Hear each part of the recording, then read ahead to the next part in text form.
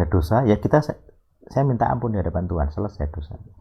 Hanya dampak dosanya yang kadang nggak tahu ya. Karena bisa dampak sosial, dampak ke negara. Jadi dosa itu ada yang dosa pribadi dampaknya, kamu saja, ada yang dosanya dosa sosial gitu. Kamu bunuh orang dosa sosial, negara bertindak. Tapi kalau dosa itu kamu bunuh diri, negara bertindak, ya ndak akan, pelakunya kamu. Hukumnya selesai, kasus ditutup demi hukum. Pelakunya sudah meninggal, pelaku dan korban sudah meninggal. Ndak ada lagi tuntutan. Siapa yang dituntut? Wong pelakunya juga korban, nah gitu. Jadi kalau dosa pribadi, negara tidak akan masuk. Tapi kalau dampaknya sosial, negara masuk. Brigadir J dibunuh, sosial.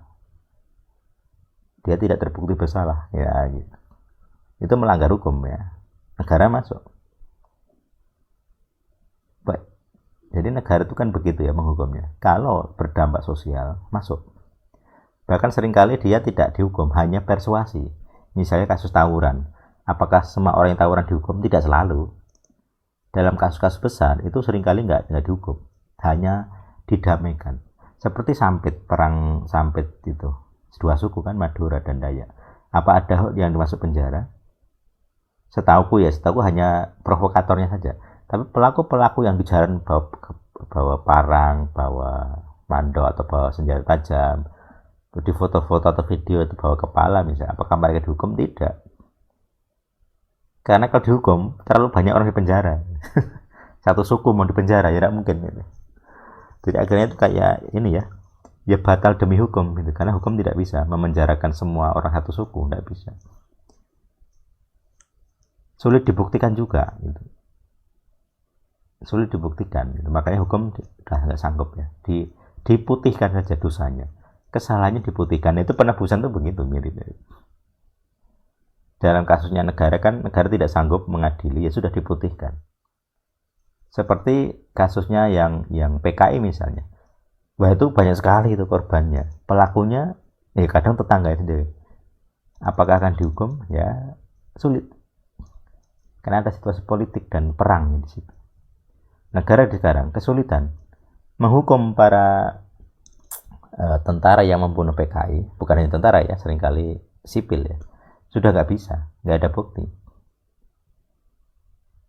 Jadi secara ideologi negara tetap anti komunis, tapi negara juga mengakui tindakan kepada para komunis atau yang diduga komunis itu berlebihan. Tidak semua orang itu komunis sebenarnya. Itu efek samping dari perang melawan komunis. Dan ada yang bilang negara barat terlibat, ya banyak ya unsur-unsur seperti itu. Namanya juga tuduhan gitu. Jadi secara hukum manusia maksudnya kesulitan. Nah itu mau nggak mau kan akhirnya seperti diputihkan. Menghukum siapa juga sulit. Para jenderal yang dianggap pelaku juga ya masih bebas sekarang. Sulit sekali. Bahkan diam gitu ya. Menutup mulut gitu ya supaya nggak disebar ke publik gitu. Nah itu makanya hukum sudah angkat tangan ya, dianggap pemutihan tidak ada hukuman gitu. Tapi kalau Tuhan kan nggak bisa seperti itu. Tuhan itu hitam putih dan dia nggak kurang kuasa ya, dia bisa menghukum. Itu masalahnya.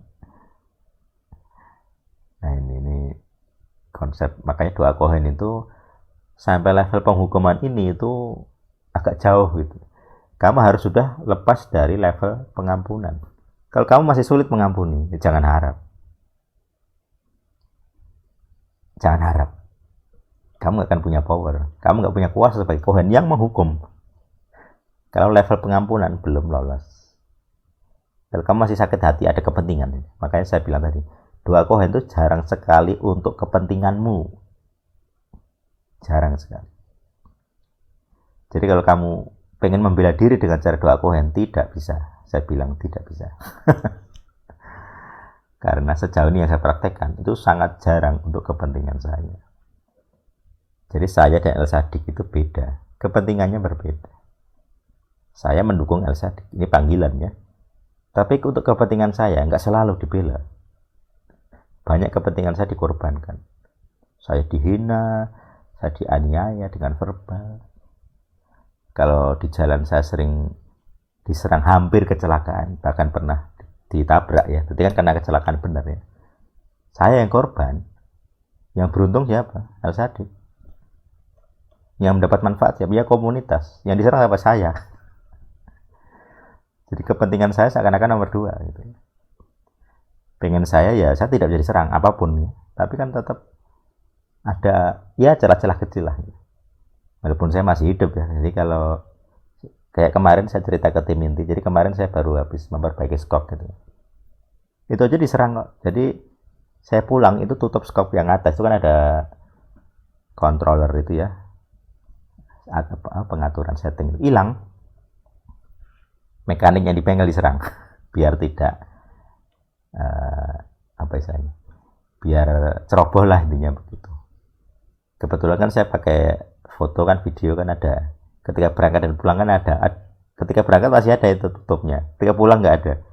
Tadi saya ke bengkel lagi katanya nggak ada. Dan mekanik yang ngerjakan motor saya nggak masuk.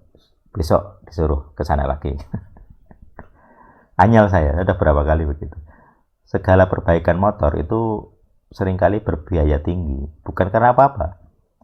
Mekanik yang ngerjakan motor saya dibuat ceroboh. Saya marah. Dibuat ceroboh. Saya perbaikan skok itu udah 4 kali. Yang beneran dicopot baru kemarin kayaknya. Sebelumnya nggak dicopot. Jadi dalamnya nggak dibersihkan. Sekarang lebih stabil lah. Nah kemarin itu juga. Jadi skok saya itu kan diklaim 2 ya. Gini ya. Nah di salah satu sini itu ternyata nggak ada skrupnya sama sekali. Kemarin head check ada skrup, tapi bukan skrup yang untuk itu, yang desainnya untuk itu ya. Dan itu longgar, nggak fungsi skrupnya. Jadi selama ini tuh klem ini ada satu klem yang ini nggak diskrup sama sekali, nggak ada fungsinya. Makanya ya nggak heran agak getar gitu ya. Itu kan berpotensi kecelakaan juga seperti itu. Jadi kepentingan pribadi itu nomor 2 pakai 2 kohen ini. Kenapa? Karena kalaupun kamu korban, kamu itu pelaku statusnya. Jadi kamu membela diri kamu itu pelaku. Makanya kalau kamu bilang dengan 2 kohen pengen balas sakit hati, tidak bisa. Kamu harus sudah level di atas pengampunan. Mengampuni itu netral, 0. Kamu beranggapan saya menerima, saya disakiti. Itu pengampunan. Tapi sekarang di level kohen ini, kamu pelakunya statusnya. Ya Tuhan, ada orang bunuh ini itu di wilayah saya. Saya yang ikut berdosa. Kena getahnya. Kamu jadi dalam hitungan hukum Tuhan, kamu itu jadi pelaku gitu.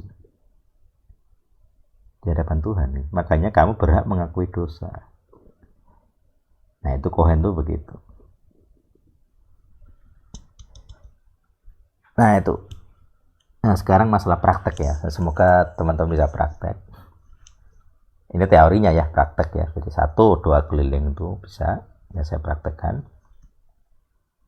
Kalau mau bisa nemenin saya atau melihat video-video saya. Tentunya hati-hati sekali ya saya kalau nge-share video karena bisa di-share ulang.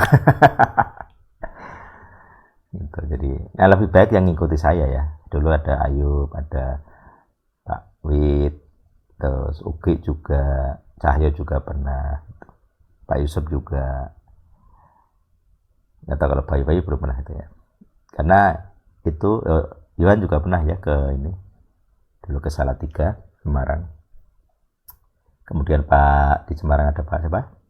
Pak Andi juga pernah, Pak lupa namanya, Pak Irawan juga pernah, dan teman-teman yang lain. Itu. Jadi dan ada metodenya berkembang memang. Dulu di awal-awal saya nggak se-ekstrem ini tentang 2 kohen.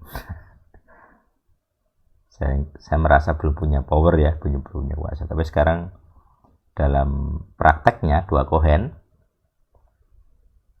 bisa sangat ekstrim. Bahkan di November ini saya pernah 2 kohen untuk personal bisa ekstrim sekali ya. Bisa kejadian 1 hari ya persis. Gak ada sehari sih, itu kan berapa jam gitu ya. Jadi kayak ada wangsit ini gitu ya. Siangnya kejadian. Eksekusinya, ini penghukuman. Jadi eksekusinya. kebetulan saya juga korban gitu.